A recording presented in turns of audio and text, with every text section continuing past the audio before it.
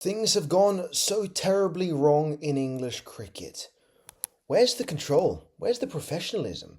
I remember I made a video about this 1 month after Ben Stokes retired.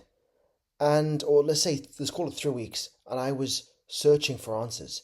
And now I'm left befuddled, left thinking to myself, I can't explain this to my kids. I can't explain this to aspiring cricketers who actually want to play their hearts out for England, who passionately sing the national anthem.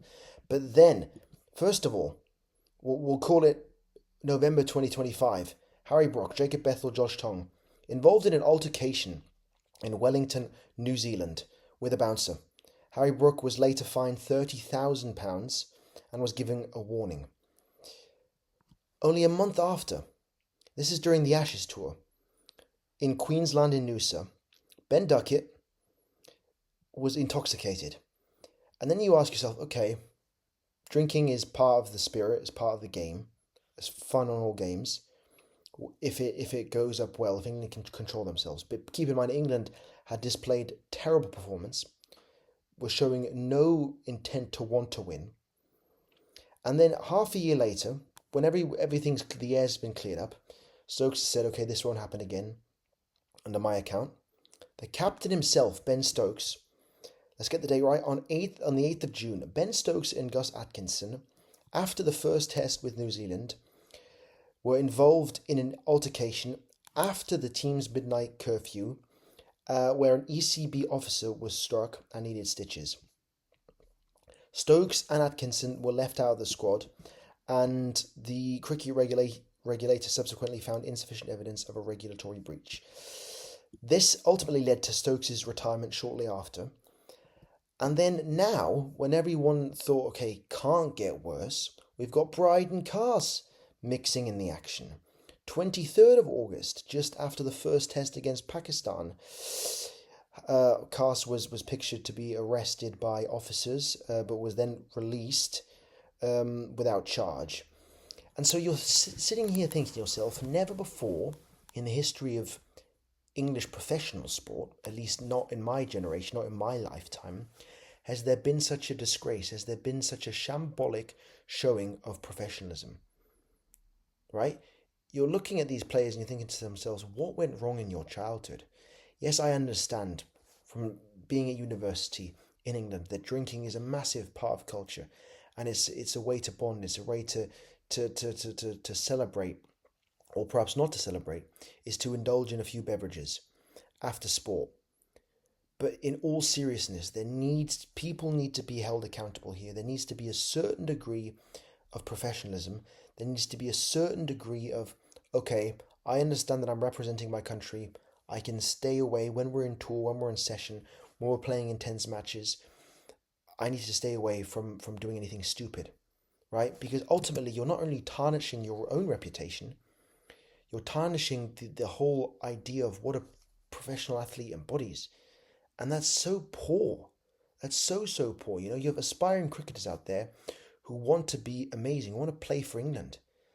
But then you have Bryden Carstens, and I'm going to say Ben Stokes because he was a captain, and you look at his captaincy, and it ended in a shame, and his reign was kind of, yeah, I don't know, but summarised by the poor performance against New Zealand. That's all people will remember. Even though he did so much more for the sport and he changed the game dramatically.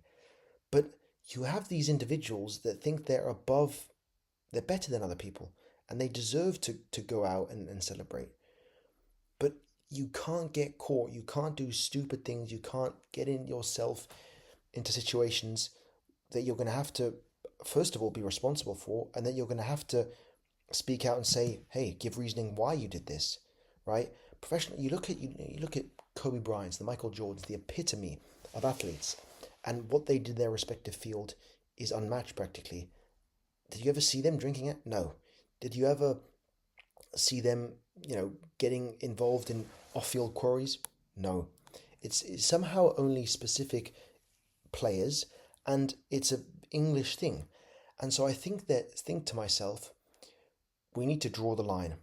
I think we obviously don't want to forbid players going out because we understand it's an integral part of the sport. It bonds people together. It bonds people. Simple as that. But at the same time, we still want our players to act a certain way, to show that they're justified playing for England. But in this case, we have several names: Ben Stokes, Gus Atkinson, Bryden Cast, Jacob Bethel, Josh Tongue, Ben Duckett, all of whom, those seven, either directly feature in the England squad or have previously featured. Not to mention Harry Brook, the captain, Ben Stokes, the previous captain. Joe is an anomaly. He's not the type of guy, although he was quite drunk after the 2023 Ashes, after the 2021 Ashes, in fact, with Australians, but that's a different story. No one was harmed. There was no sort of seriousness to that. And it was with the Australian players, so you can turn a blind eye on that. But how can there be such a discrepancy within the England squad that there's some that break the midnight curfew? By the way, the midnight curfew is a stupid thing. These are professionals, these are grown adults. They themselves should show goodwill. They should show remorse when they get caught and are in the public eye.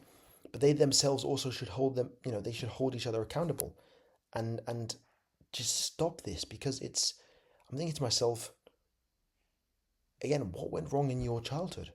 What has gone wrong? The integrity doesn't seem to be there for the English sport. They've lost all respect, and now you're sitting here with, as I said, seven individuals in the last 8 or 9 months. They've been involved in pathetic stuff, and it's a bad light on English cricket, and I don't know where to go from here. My suggested proposal would be to just impose stricter guidelines. You don't need a curfew. That's stupid. But you can say, okay, if there's more of this, they just get dropped and banned from returning to England, representing England. And so you can say, okay, if it's a year suspension, we have things in place for drug abuse. Is it much different? To an extent, but they can't. I'm all for players bonding. They can go out, they can drink, but they can't be intoxicated in public and get involved in confrontations or behave in a way that would damage the English reputation, and consequences. So I think that ban seems appropriate, and suspension of a certain time.